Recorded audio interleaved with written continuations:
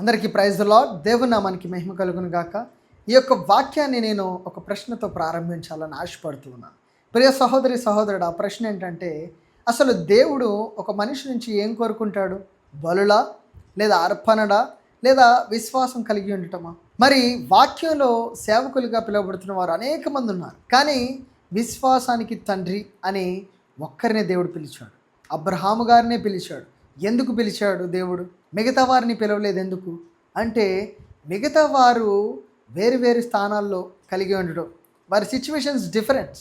దావీదుని పిలిచిన విధానం వేరు, యాకోబుని పిలిచిన విధానం వేరు, అలాగే యోబుని పిలిచిన విధానం వేరు, అలాగే యోసేపుని పిలిచిన విధానం వేరు, అలాగే అబ్రహాము గారిని పిలిచిన విధానం కూడా వేరు. ఈరోజు పరిస్థితులను బట్టి వారికి తగిన బిరుదులు కలిగి ఉన్నారు. మరి యోబుకే బిరుదు కలిగి ఉన్నాడు, నీతిమంతుడిగా పిలువబడ్డాడు. మరి అబ్రహాము గారు విశ్వాసానికి తండ్రిగా పిలువబడ్డాడు. మరి అబ్రహాము గారిని ఎందుకు దేవుడు చేసుకున్నాడు? అసలు దేనికి అబ్రహాము గారిని దేవుడు అంత ప్రేమించాడు అంటే, అబ్రహాము దేవుడి యొక్క మాటకు విధేయుడై అతనికి అత్యంత ప్రీతికరమైన దాన్ని కూడా విడిచిపెట్టడానికి వెనకెళ్ళలేదు. ఈరోజు ఆ యొక్క ప్రీతికరమైన విషయం ఏంటో మనం తెలుసుకోవాలి. మరి తెలుసుకోవాలంటే వీడియో ఆఖరి వరకు చూడండి. దేవుడి యొక్క విషయాలను తెలుసుకుంటూ మీ యొక్క ఆత్మీయ జీవితాన్ని బలపరుచుకోమని నేను విన్నపిస్తూ ఉన్నాను. మరి వాక్యంలోకి వెళ్ళే ముందు చిన్న ప్రార్థన చేద్దాం. మహాపరిశుద్ధుడా, మహోన్నతుడా, సర్వోన్నతుడా, సర్వాధికారి, సంపూర్ణుడా, మా ప్రియపరులకు తండ్రి, నా తండ్రి వాక్యాన్ని నేను బోధించుచుండగా నా ప్రభ నోటిని నా ప్రభ నీ యొక్క బూర కింద వాడుకోమని నజరేయుడైన యేసుక్రీస్తు నామములో ప్రార్థిస్తున్నాను తండ్రి, ఆమేన్. అందరికీ ప్రైజ్ ది లార్డ్. మరి వాక్యంలోకి వెళితే ఆదికాండము 12వ అధ్యాయం మొట్టమొదటి వచనం నుంచి మనం చదువుకున్నట్లయితే, యెహోవా నీవు లేచి నీ దేశము నుండి, నీ బంధువుల యొద్ద నుండి, నీ తండ్రి ఇంటి నుండి బయలుదేరి నేను నీకు చూపించు దేశమునకు వెళ్ళుము అని దేవుడు స్పష్టంగా అబ్రహాం గారితో మాట్లాడాడు.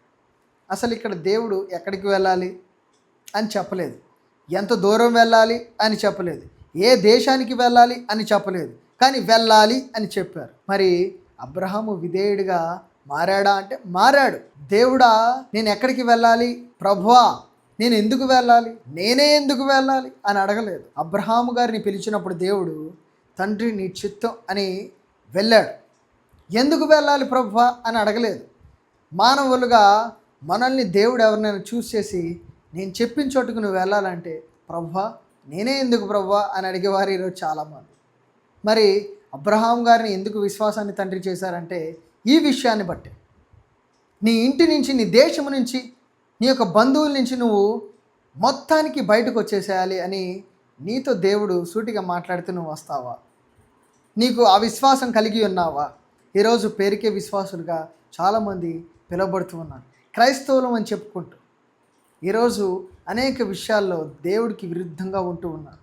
ఈరోజు తమ క్రియలను బట్టి చాలా మటుకు దేవుడికి అవిశ్వాసిగా మారుతూ ఉన్నారు. ఈరోజు చాలా బాధాకరమైన విషయం ఇది. చాలా తప్పులు చేస్తూ ఉన్నారు. బైబిల్ తెలిసి కూడా తప్పు మీద తప్పు చేసుకుంటూ వెళ్తూ ఉన్నారు. మరి దేవుడు సహిస్తూ ఉన్నాడంటే నిన్ను ప్రేమిస్తూ ఉన్నాడు కనుక. ఈరోజు దేవుడు నీకిచ్చిన సమయాన్ని బట్టి, దేవుడు నిన్ను పిలిచిన పిలుపుకు నువ్వు లోబడాలని ఆయన ఆదరిస్తూ నిన్ను ఇంకా బ్రతికిస్తూ ఉన్నాడు. ఈరోజు నువ్వు మారాలని ఆయన ఆశపడుతూ ఉన్నాడు. మరి ఇంకా మనం విషయాన్ని గమనిస్తే, దేవుడు వచ్చేయ్ అని అబ్రహాముని పిలిచినప్పుడు అబ్రహాము లోబడ్డాడు. ఈరోజు నిన్ను పిలిస్తే నువ్వు లోబడతావా? ఆ విశ్వాసం నీకుందా? దేవుడి యొక్క కట్టడలను గైకొంటూ ఉన్నావా? ఈరోజు నువ్వు ఎలా ఉన్నావు? ప్రియ సహోదరి సహోదరుడా, దేవుడి కట్టడలను అనుసరిస్తూ ఆయనకు విధేయులుగా ఉండటం చాలా కష్టం. ఎందుకంటే లోకానుసారంగా తిరగాలని, లోకానుసారమైన ఆశలను కలిగి ఉన్నవారు అనేక మంది. ఈరోజు చర్చెస్కి వెళ్ళి బైబిల్ చదివి ప్రార్థన చేసినంత మాత్రాన సరిపోదు, విశ్వాసం కలిగి ఉండాలి. ఈరోజు ప్రతి విషయాన్ని బట్టి దేవుడు లెక్క అడుగుతాడు. ఒకరోజు పులి స్టాప్ పడుతుంది, సమయం వచ్చినప్పుడు చూద్దాం, అనుకున్నప్పుడు మారదాం అనుకుంటే నువ్వు పప్పులో కాలేసినట్టే. ఈరోజు సమయం ఉందని నువ్వు అనుకుంటూ ఉన్నావు, కానీ దేవుడు అనుకోవట్లేదు. తుఫానులు నీకు చెప్పొస్తున్నాయా? లేదా ఏదైనా ప్రమాదాలు జరిగినప్పుడు నీకు చెప్పొస్తూ ఉన్నాయా? లేదా నీకు ఆరోగ్య విషయంలో నువ్వు బలహీనుడిగా మారినప్పుడు నీకేమైనా ఆరోగ్య సమస్యలు చెప్పొచ్చాయా? లేదు కదా. ఈరోజు దేవుడు కూడా అలాగే వస్తాడు. అప్పుడు ఏం చేస్తావు? ఈరోజు అనేక విషయాలను బట్టి మీరు మారాలి. దేవుడు గద్దింపుకు లోబడాలి మీరు. ఈరోజు నా గొర్రెలు నా స్వరం వింటాయని దేవుడు చెప్పాడు. ఈరోజు ఆ యొక్క స్వరం నువ్వు వింటూ ఉన్నావు, లేదా పేరుకే విశ్వాసం? ఒక్కసారి పరీక్షించుకో. ఈరోజు దేవుడు నిన్నే పిలుస్తూ ఉన్నాడు. నా కుమారుడా, నా కుమార్తె మారు అని సమయాన్ని ఇస్తూ ఉన్నాడు. మరి అబ్రహాం గారిని ఎందుకు దేవుడు విశ్వాసానికి తండ్రిగా చేశారంటే, మనం కొంచెం కిందికి వాక్యంలో వెళ్దాం. నిన్ను గొప్ప జనాంగముగా చేసి నిన్ను ఆశీర్వదించి నీ నామమును గొప్ప చేయుదును. నీవు ఆశీర్వాదముగా నుందువు. నీవు ఆశీర్వాదముగా ఉండు అని ఎవరిని అన్నాడు? అబ్రహాం గారిని అన్నాడు. ఎందుకు? ఆయన మాటకు లోబడ్డాడు కాబట్టి, చెప్పిన వెంటనే చిత్తం తండ్రి అన్నాడు కాబట్టి ఆయన ఆశీర్వదిస్తానని దేవుడు వాగ్దానం ఇస్తూ ఉన్నాడు. ఈరోజు నిన్ను కూడా ఆశీర్వదిస్తాడు. నువ్వు ప్రతిదీ దేవుడికి ఇష్టడుగా మార్చుకున్నప్పుడు, దేవుడి కట్టడలను నువ్వు గైకున్నప్పుడు, దేవుడి చిత్తాన్ని నువ్వు తెలుసుకున్నప్పుడు నిన్ను కూడా ఆయన ఆశీర్వదించాలని ఆశపడుతున్నాడు. ఎందుకంటే ఎవరిని కోల్పోవడం, ఎవరిని త్రోసివేయడం ఆయనకి ఇష్టం ఉండదు.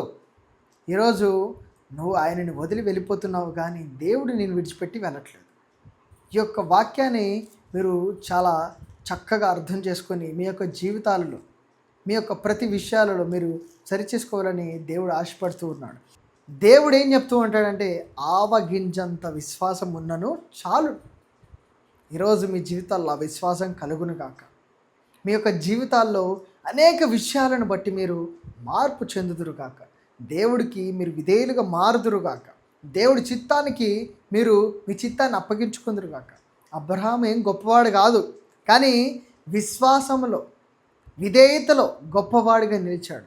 ఈరోజు నీ యొక్క భవిష్యత్తును కూడా దేవుడికి అప్పగించుకుంటే, విశ్వాసిగా నమ్మకంగా కడవరకు నిలవగలిగితే దేవుడు నిన్ను కూడా ఆశీర్వదిస్తాడు.